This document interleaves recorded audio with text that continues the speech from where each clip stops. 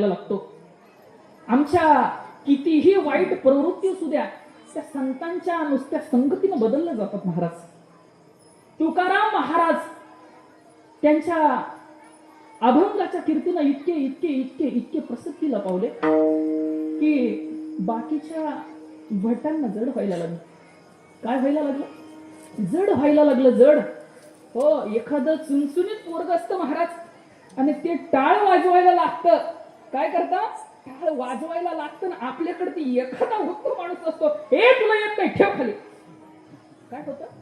हे तुला येत नाही ते ठेव खाली. ते खाली ठेवतं आणि परत कधी टाळ हातात घेत नाही. अशी माणसं असतात आणि ती माणसं काय करत असतात ना, काही नाही समाजातली चांगली कामं करणाऱ्या माणसांना त्रास देत असतात. काय करतात? समाजातल्या चांगल्या काम करणाऱ्या माणसांना त्रास देत असतात.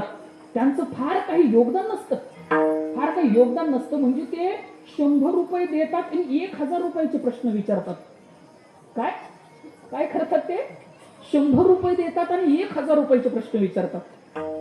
महाराज आणले, कोणत्या गावावरून आणले, कोणत्या शिष्याचे आणले, कोणत्या गुरूंचे आणले, त्यांच्या काही चाली उपलब्ध आहेत का युट्यूबला?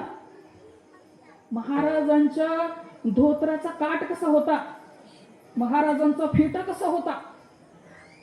काही नाही. ही असतातच सगळीकडे. काय असतं? असतातच सगळीकडे. आणि मग तसा तो माणूस आणि त्याला तुकाराम महाराजांची कीर्ती सहन होईना. तुकाराम महाराजांच्या सर्वसामान्य माणसासारख्या माणसाचे अभंग आज अटकेपार जायला लागले. सर्वसामान्य माणूस तो गायला लागला आणि तुकाराम महाराज प्रसिद्धीला पडले. आणि मग त्या मंबोजीने ठरवलं आता काय करायचं. काही नाही विरोध करून बघितला. तुकाराम महाराजांना फरक पडेना. अनेक वेळेला अगदी ओल्या काठीने मारलं पण तुकाराम महाराजांना काही व्हायला तयार होईना. मग आता करायचं काय? म्हणे विरोध करून बघितला ना, आता याला फरक पडला नाही. आता एक काम करू, याला बदनाम करू. काय? याला बदनाम करू. समाजातही असंच असतं महाराज.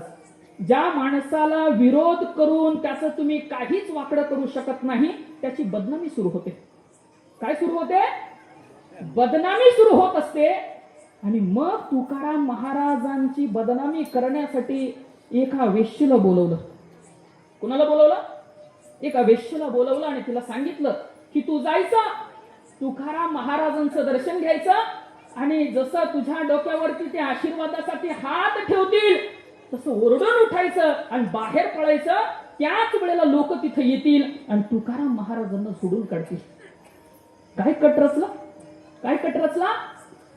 की तू जायचं, तुकाराम महाराजांनी डोक्यावरती हात ठेवला की ओरडून उठायचं आणि आणि आणि मग आम्ही सगळी जण येऊन तुकाराम महाराजांना सोडून काढून बदनाम करून टाकू. वेश्या ठरल्याप्रमाणे गेली आणि गोष्ट अशी झाली. तुकाराम महाराज म्हणजे काय असा साधा सुद्धा माणूस होता का? काय? तुकाराम नाम घेता. ज्या माणसाचं नुसतं नाव घेतलं तर यम कापत होता महाराज. साक्षात ज्यांना देवानं स्वतः यायचं, स्वतः डोक्यावरती हात ठेवायचा, स्वतः नाममंत्र द्यायचा, एवढी सगळी ज्यांच्यावरती कृपा झाली त्यांच्या परीक्षेसाठी कोण आली? वेश्या आली. तिचं अज्ञान आहे महाराज. ते तिची चूक नाही. तिचं काय अज्ञान आहे. ती फक्त कशाला भुलली? पैशांना अडक्यांना भुलली आणि आली तुकाराम महाराजांच्या समोर. तुकाराम महाराजांच्या समोर उभा राहिली आणि उभा राहिल्यानंतर तुकाराम महाराजांनी सांगितलं जाई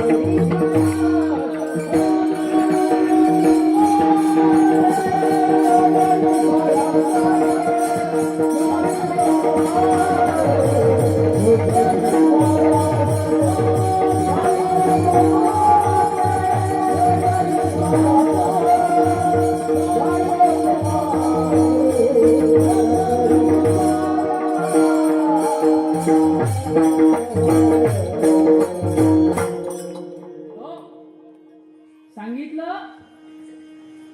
पर नारी आमच्यासाठी रुक्माई सारखी आहे. काय सांगितलं? पर नारी आमच्यासाठी रुक्माई सारखी आहे.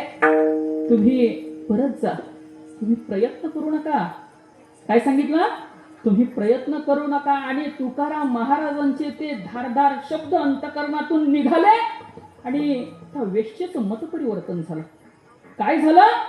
मतपरिवर्तन झालं. तुकाराम महाराजांची वाट लावायला आली होती, मात्र मात्र मात्र तुकाराम महाराजांची सेवक बनून बसली. काय झाली? तुकाराम महाराजांची सेवक बनून बसलेली गोष्ट घडली.